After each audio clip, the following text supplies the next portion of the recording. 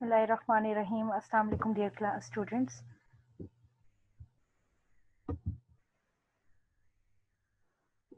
Today we are going to discuss the 3D structure of macro molecular targets. The key concepts are: what are the macromolecules, what is role of the high resolution 3D structure, what are the protein-protein interactions, how to establish a target, and what are the databases which are used for the 3D molecular structure determination, and these databases are used as the tools.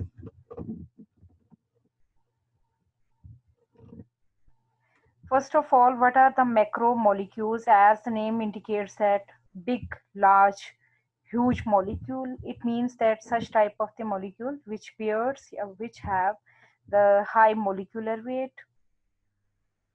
Like the macromolecules that are chosen as the drug target, they include the carbohydrates, proteins, lipids, and nucleic acid. It means that on the carbohydrate, protein, lipids, and nucleic acid, the drug can act and change their, you can say, the working, their functioning, or the metabolic action in order to show their therapeutic action or the functioning pharmacokinetics and dynamic phenomena. And in medicinal chemistry, target molecules or the drug targets refer to the key molecules that are involved in certain metabolic pathways, and therefore these pathways lead to the certain diseases. It means that we have to identify the target molecules which are involved in certain diseases, and these are the target molecules which may be carbohydrate, proteins, which are macromolecules. Like the protein, the molecular average molecular weight of the protein is about 40,000 plus. It means that the very high molecular weight bearing biomolecules, they are acting as the target molecules, and on these targets the drug candidates or the drug molecules will act, and therefore they will cure the diseases. And these target molecules are inhibited when the drug molecules are binding towards their active site, or the active site in sense we have discussed many times that the active site of the receptors or active site of the proteins, active site of the lipids or the nucleic acid like DNA and RNAs. For example, the proteins are composed of the monomer units, and these are called the amino acids. And these amino acids are linked together to form the polypeptide chain, and which fold into the 3D or three-dimension structure to constitute the functional protein. And many secondary type of the forces build up between these different polypeptide chains, and therefore the complex structure of the functional protein is built up. Often a functional macromolecule is composed of more than one such chain. It means polypeptide chain, and it sometimes requires small molecule to assist in function, which are binding between these polypeptide chain. Like here is shown the amino acid sequence monomers on the left side of the diagram, and which assemble into the corresponding 3D structure of the ribosomal purplish color of the which is shown over here in the diagram, 3D structure of the ribosomal protein L2. And these protein structures are very complex. Here they are showing like ribbon like structure. They have the complex geometry and many foldings, and such type of the interactions are present between them. When a small molecule binds specifically and irreversibly to the biomacromolecules like the protein here to form a complex, and therefore the complex is like here is shown in the diagram.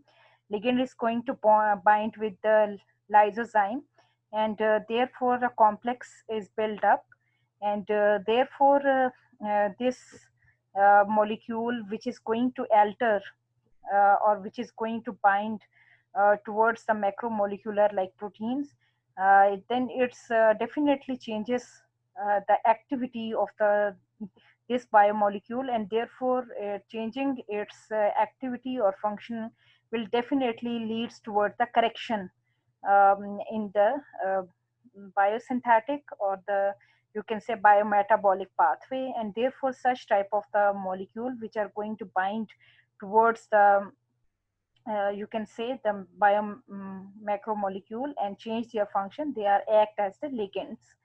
Like here in this diagram, the example of the complex of bio macromolecule with the ligand is shown, and the structure of human lysozyme, and the ligand is the sugar molecule, and it is represented as the red and blue color pairs.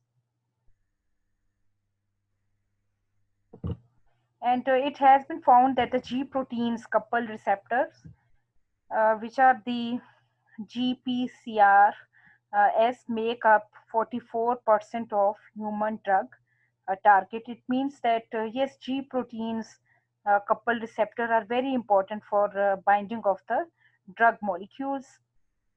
And enzyme overall, there are many enzymes present in the body. They constitute about the 29% for binding with the drug molecule, and the transporter proteins make up the 15%. It means that the major contribution is made from the G proteins. And here is some working of the biochemists, like the Overington found that over 50% of the drug targets are the GPCRS and the nuclear receptors or the ion channels, whereas Hopkins and Groom found that the enzyme comprised 47% of the launched targets. And while G protein coupled receptors account for 30%, it means that their findings are different. Their percentages are near about. They have worked on the in vivo and in silico study of the enzyme and the proteins, and they found how the target coupled proteins and the nuclear receptors are involved in binding towards the ligands like the drug molecules. And Zhang found that enzyme make up 50% of the approved targets molecules which are going to bind towards the like ligands or the drug molecules. It means that enzymes are important, nuclear receptors are very important, ion channels and G protein make the major contribution towards the binding with the drug molecule. And thus using the estimate of the Fredrickson's that there are approximately 800 G protein coupled receptors coded for by the human genomes, and the knowledge that there are just over 20,000 human proteins uh, for the 20,000 plus human proteins. Yes, there are approximately 800 G coupled protein receptors, and which definitely take part in for the human genomes. And next is the DNA, which is also a very big, or the which is under the category of the biomacromolecules. And DNA consists of two long polymers, and that run in opposite direction to one another and forming the regular geometry of the double helix. And the monomer of the DNAs are, it's the basic fundamental knowledge that they are composed of the nucleotides, and nucleotides have three components: a sugar component, a base, nitrogenous base, and the sugar is deoxyribose and the phosphate residue as well. And four bases are involved for building these nucleotides, and these are the adenine, guanine, cytosine, and thymine. And the sugar and phosphate, they create a backbone down either side of the double helix, and the bases interact where the hydrogen bonds with the complementary bases. which are present on the other strand of the DNA helix in order to show the, or in order to build up the double helix. And it is the sequence of these four bases that encodes genetic information, and which is very, you can say, milestone for the any human being.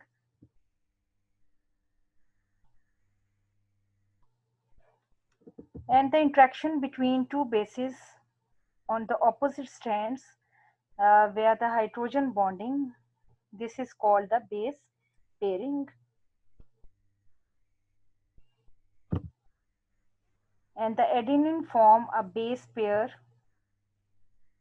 with thymine, and guanine forms base pair with the cytosine, like shown in the diagram. And there are the most common base pairing pattern, but alternative pattern are also possible. And here's the structure of the DNA.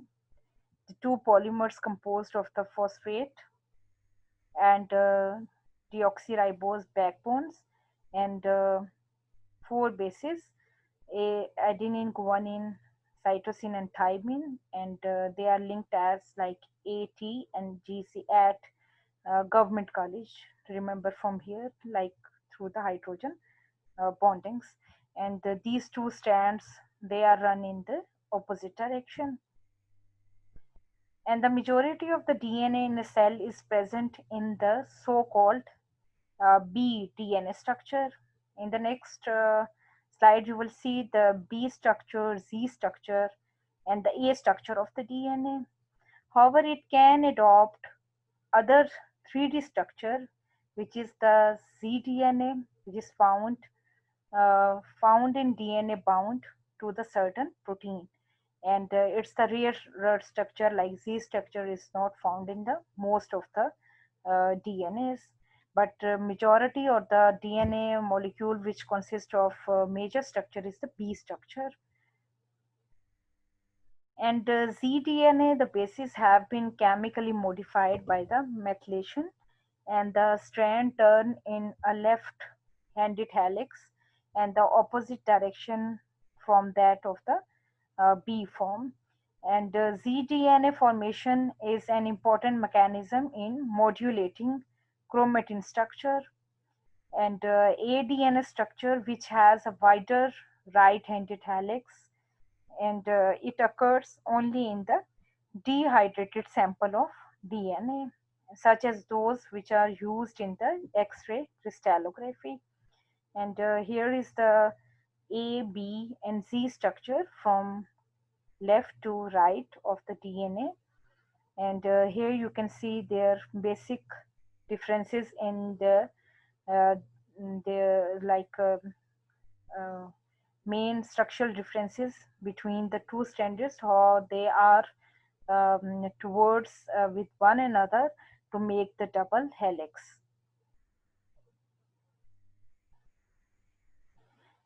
Then next is the what's the role of the high resolution 3D dimensional structure.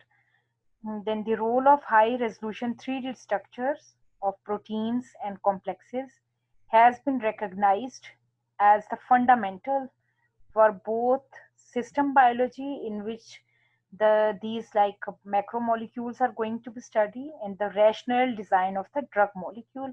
It means that yes, the high resolution, high zoom structure are both are important for the for getting the information from the proteins on the other complexes, and also the it's also necessary for the uh, in the rational design of the drug molecule. And there are current barriers in the drug development, however, emphasize the need to include several other types of experimental data, which consist of protein interaction networks, how the protein are interacted with one another, and the different metabolic networks, like different metabolisms are going to be takes place, and genes, no doubt many proteins and enzymes are also taking or the making part in them, and gene expression profiles as well. And in a systemic framework, complex system at the molecular resolution.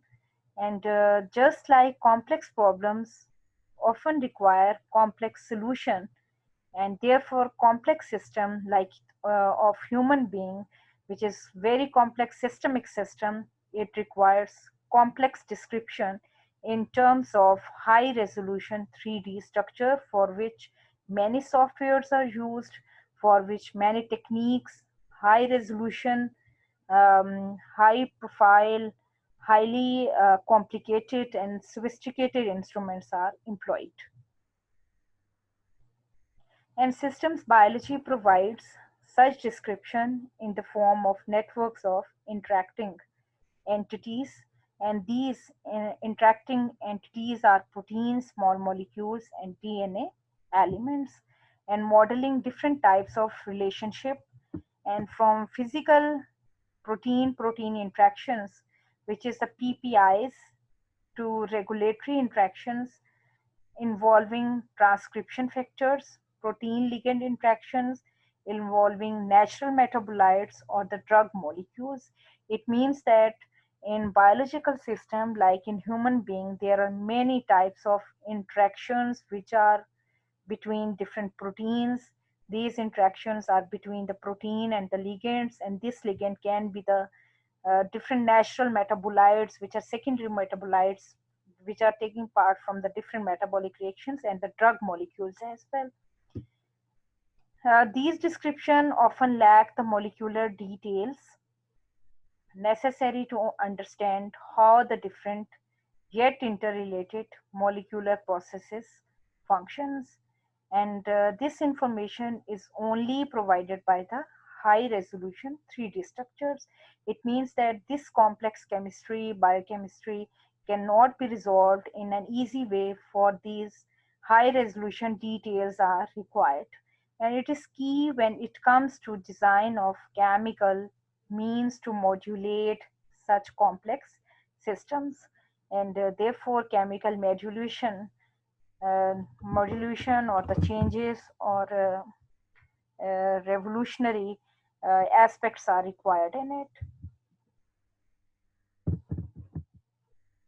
Next is protein-protein interactions, which are very important, and these interactions are important to study because these interactions definitely determine how uh, different proteins behaves in a metabolic system, or and how they are interacting or perceiving the response from incoming drug or the ligand molecule.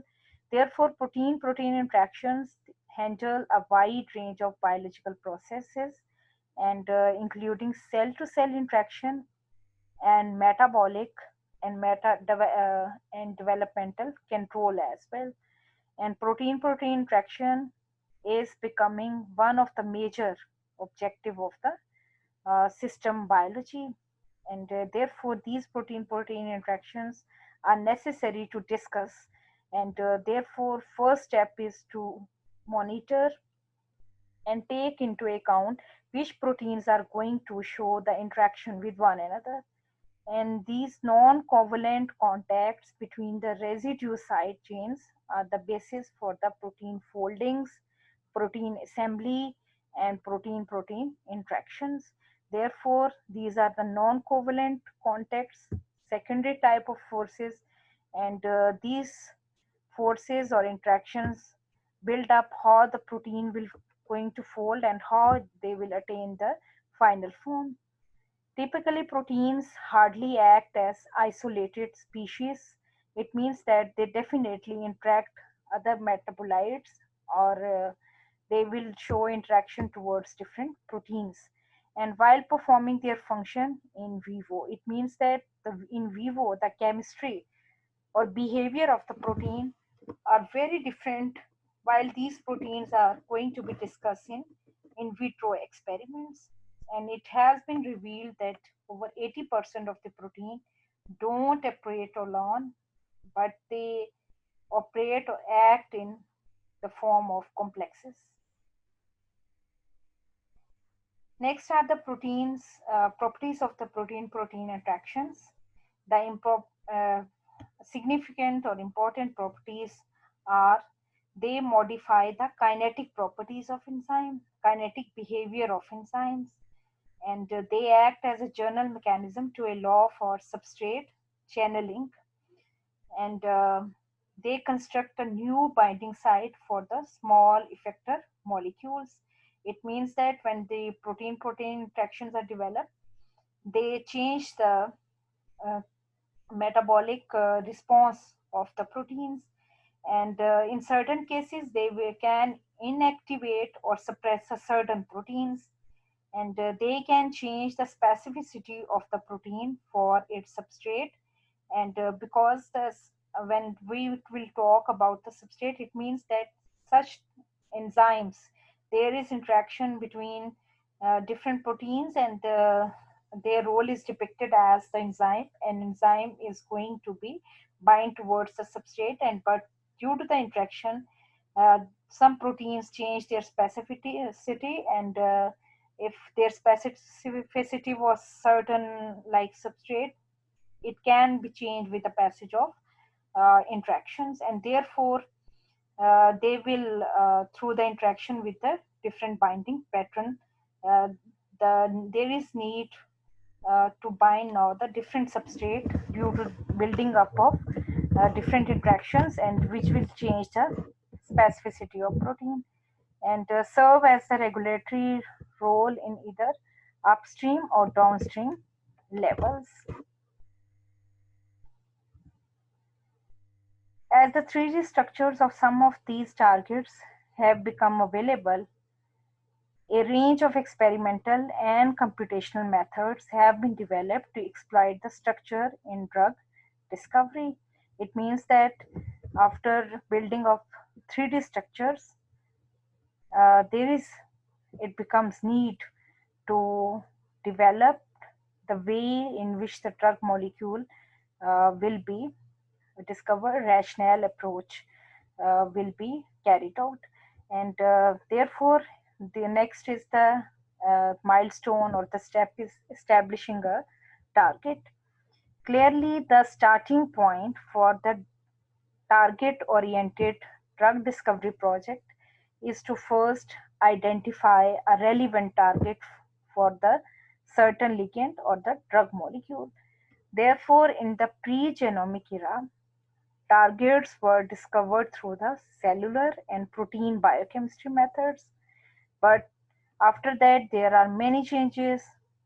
The biochemistry or the metabolism are going to be more complex. Therefore, there was need to develop such new softwares, mechanism, or modulation to get maximum information from the in vivo. These in vivo, uh, you can say mechanism to build up the new information package, and where a detailed understanding of the origin of the disease led to the isolation and characterization of the key protein molecules. At this stage, uh, the pharmacist, biochemist, and chemist will decide which type of protein molecules they are going to take part in carrying out or in showing the disease, and therefore the origins of the disease led to the definitely isolation and characterization of a major or fundamental protein molecules which are responsible for the onset and for development of the symptoms in certain disease.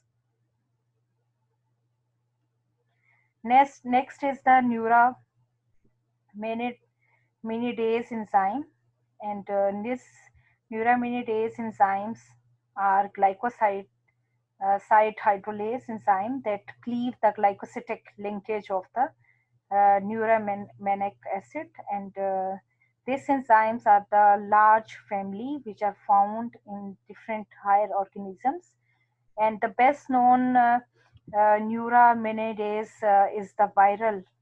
neuraminidase, and the drug target for the prevention of the spread of influenza infection. And these examples presented in the application, which include neuraminidase described by the Coleman for anti-influenza action or the therapy, and factor XA work described by the lives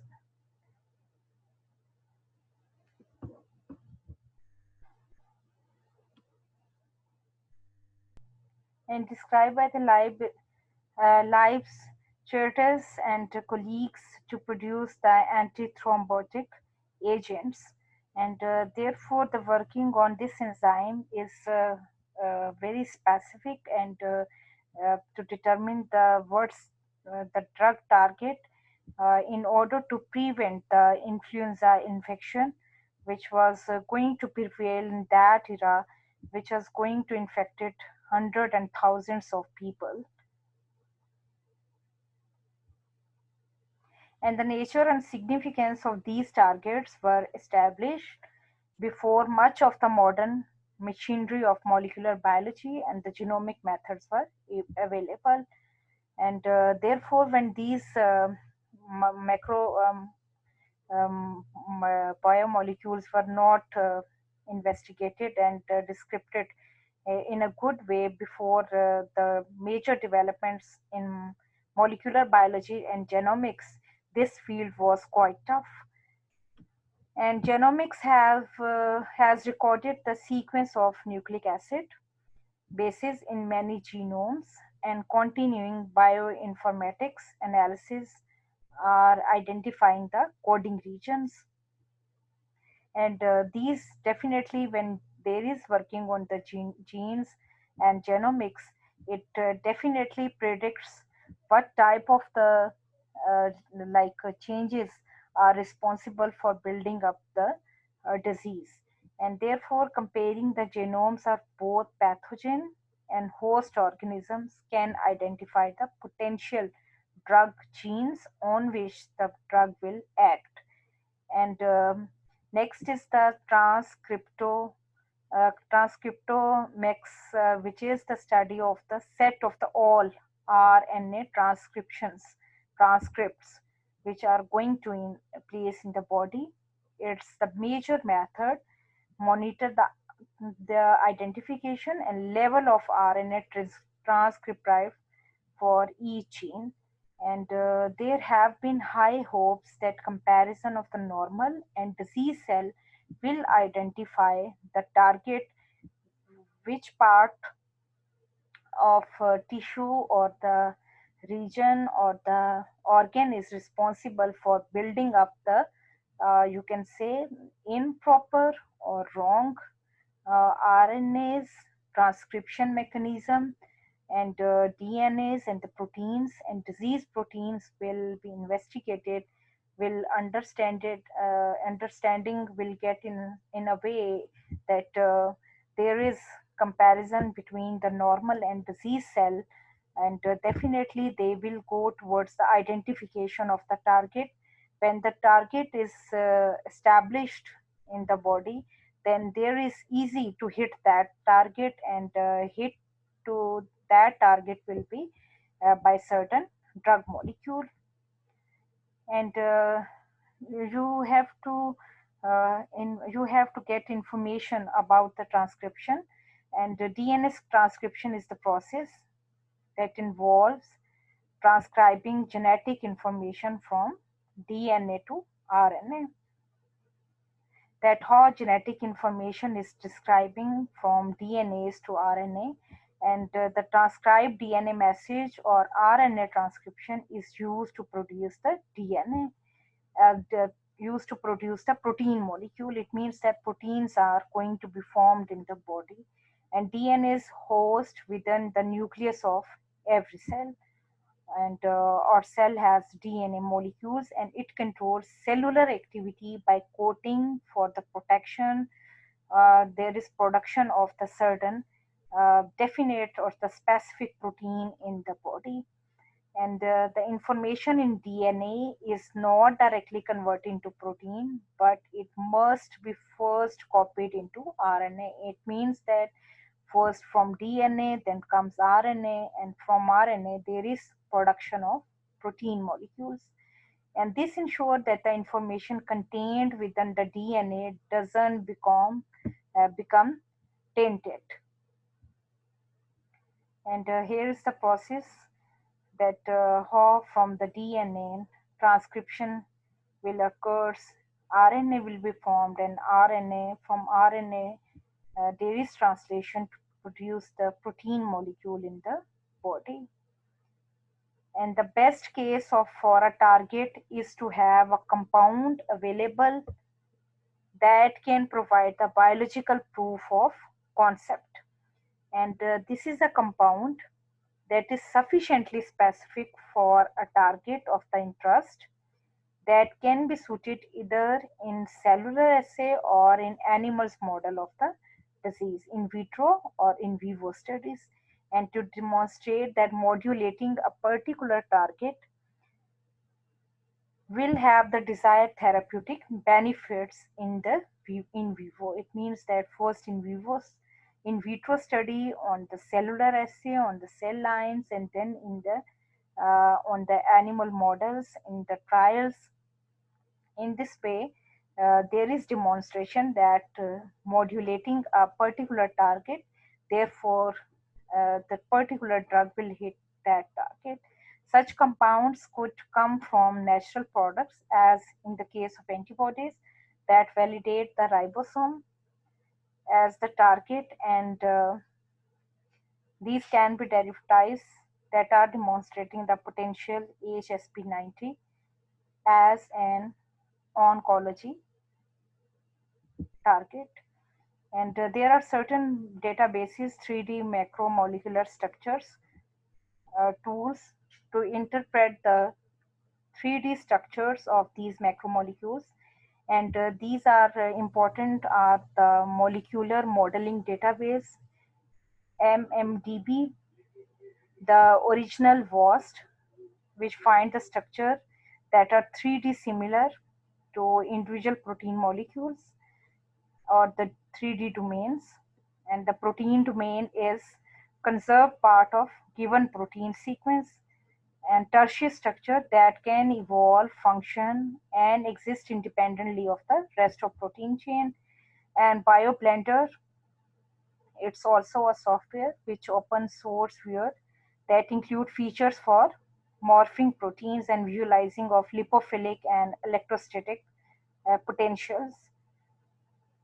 And the BRAG AGI and the protein for protein visualization and the modeling program.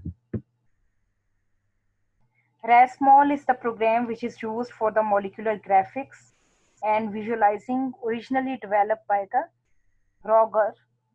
And GMOL, it's an open source Java viewer for the chemical structure in 3D with the features for the chemicals, crystal, material, and the biomolecule. Another important is the visual molecular dynamics. For the molecular visualization program, it display, animate, analyze large biomolecular systems using 3D graphics. Next is the Swiss PDB viewer. It's an application that provides a user-friendly interface allowing to analyze several proteins at the same time, and these proteins can be superimposed in order to deduce structure alignment and compare their active sites or any other relevant parts. These studies are under this ECA deep view. And amino acid mutation, age bonds, angles, and distances between atoms are easy to obtain, while thanks to this innovative graphics and the menu interface. And some computational tools are also used, conserve, which is for the identification of the functional region in the protein. by surface mechanism or mapping of the phylogenetic information. Prominent methods which are used for the structure elucidation and exploration that may be regarded as the most vital and the crucial requirement, they are the NMR spectroscopy and both 2D and the 3D, which are extensively used for the structure determination and structural information from well-resolved 3D nuclear overhazard effect NOISY data. Although drug molecules are handled more sophisticatedly by these methods, whereas in case of the protein, not much such success has been achieved due to the uh, two cardinal factors, due to the poor solubility and due to the bulky or the big size of the protein molecule. But certain other techniques, they can be exploited or used. And in this, X-ray crystallography is very important, and it essentially comprises of three important aspects: crystallization, data collection, storage, and computerized data analysis. And each molecule is described in an elaborative manner by transforming the coordinates of its nuclei to their respective positions, which are very much well in the molecule's object space, and thus alteration with respect to the relative position of the atom is determined. The bond between the angle, the rotation of different atoms about a covalent bond is studied. These all targets can be achieved in it. And crystallographic procedures, these are used for the 3D structure determination. And one may consider the following major step in the structure-based drug design.